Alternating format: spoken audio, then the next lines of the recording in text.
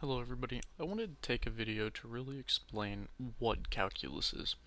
Calculus is the soul of the topics we've been covering and building up to, so let's go ahead and take a moment to really understand what it is. All of calculus can really be broken down into one phrase, which is rate of change. And if you haven't seen my video on what slope is, make sure to check it out. So, calculus, there's two main things in calculus that you're going to study. The first is the derivative, and the second is the integral. All of calculus 1 and 2 is about these two ideas, either building them up, justifying them, looking at rules behind them, or learning how to apply them. So let's go ahead and discuss what exactly they are and how a rate of change has anything to do with calculus. So rate of change is slope, essentially. And calculus takes the idea of slope. Let's go ahead and draw this out for you. It takes the idea of slope, and instead of saying what happens on this curve here, what is the average rate of ascension, it asks, can we smash two x values together and take slope at a point? And this is a pretty unheard of thing, right? Because the entire point of slope or rate of change is to tell you an average over some interval. So how are you taking an average when there is no interval, when it's just a point? And calculus takes a lot of time to explain what this means and how it affects things. But essentially, it's asking, if I were to take a step right now, how much of a step would it be? If we zoom in infinitely small, how fast are we going at this point in time? And it seems really complicated until you realize that every single day we see an example of this. Every single time you drive and you look at your speedometer might be reading 65 miles per hour. Let's see if I can squeeze it in. There we go. And what that tells us is at this instant in time, I'm changing my position by 65 miles per hour. But I could step on the gas or the brakes and change this number significantly. It's not telling me the average rate of change over some distance and some time, but rather right now how fast am I going. The derivative is this same concept. We take a point and we ask how fast am I going at this point. This can also be referred to as a tangent line or instantaneous slope or rate of change. I probably spelled that wrong. Instantaneous slope or rate of change, and those two are kind of interchangeable. Rate of change and slope are pretty much the same idea. So that is what the derivative is. It's telling us our instantaneous rate of change or instantaneous slope. So what then is the integral? Well, it's easiest to think of the integral as kind of being an inverse to the derivative.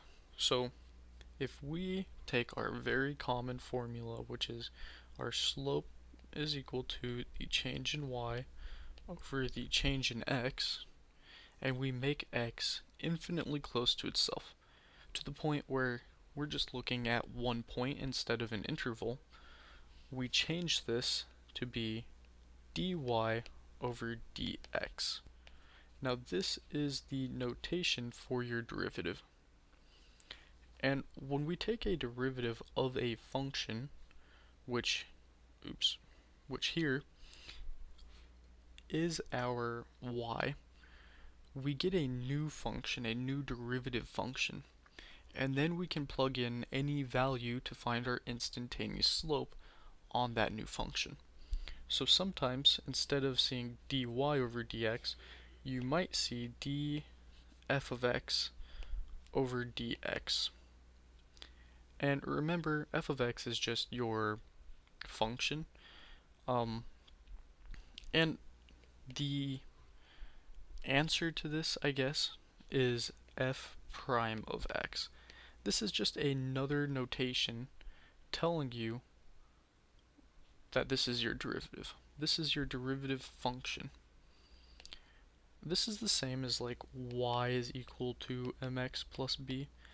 Both sides here have to be the same. They're equal to each other, hence the equal sign. So the f prime of x is kind of like your mx plus b in a way. It's just telling you what your function actually is. So if we take these more complicated math ideas about what a derivative is and some of the notation, we can rewrite dy over dx equals f prime of x as dy equals f prime of x dx. Now we can take the integral of both sides, and the integral symbol is this long S shape, and we get y is equal to the integral of f prime of x dx. And don't worry, I'm about to explain what this symbol actually means. So remember, our delta y is our change in y. dy is our infinitely small nudge in y, or infinitely small change in y. Infinitesimally small. So our integral symbol here, our long S, tells us to add up all of these values within an interval. So oftentimes you'll probably see A or B, and these are going to actually be numbers in your class, like 5 to 10 or e to pi or something like that, natural log of 1 to natural log of 10. These are our limits or our bounds on our integral. It tells us to take our function here and add up all these little nudges to get our total change in y. So if the derivative is our instantaneous change, then the integral is taking all of those instantaneous little changes and telling us how much we changed over an entire interval. We're adding it all up.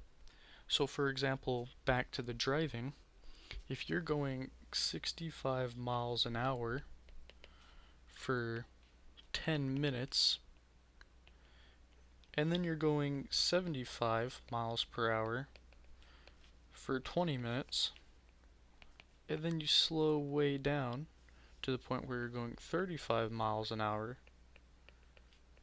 for 10 minutes. Calculus can tell you how many miles you have gone in this time. And we won't get into the math here just because I don't think it's really relevant, but we add up all of these small changes to get our total change. And that's kind of the dichotomy, the relationship between our derivative and our integral. Our integral kind of undoes our derivative in a way. And so I love looking at the integral with this relationship in mind. If f prime of x is our derivative, then the integral will give us y, and another way to write y, let me go ahead and get rid of this example. Another way to write y is f of x, not prime, just f of x. So our derivative gives us our f prime of x, whereas our integral takes this f prime of x and gives us f of x back. That's kind of the underlying nature of calculus. Everything you look at in calculus refers back to rate of change, either by taking the instantaneous rate of change or by adding up those instantaneous rates of change to tell you your total change.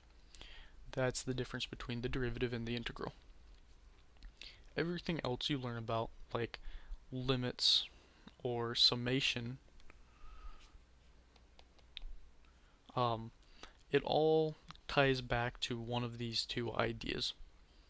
Calculus 1 is really all about the derivative, understanding what it is, justifying its existence with the limit, and then Calculus 2 is all about using summation notation to build up the integral, and then using the integral in a bunch of different applications, or using a bunch of different techniques to be able to calculate the integral. Calculus 3 then takes these two ideas, the derivative and the integral, and applies it to 3D space instead of just 2D space. So that is what calculus is in a nutshell. If you like the video, make sure to leave a like, follow along the series, and thank you guys so much for watching. I'll see you in the next one.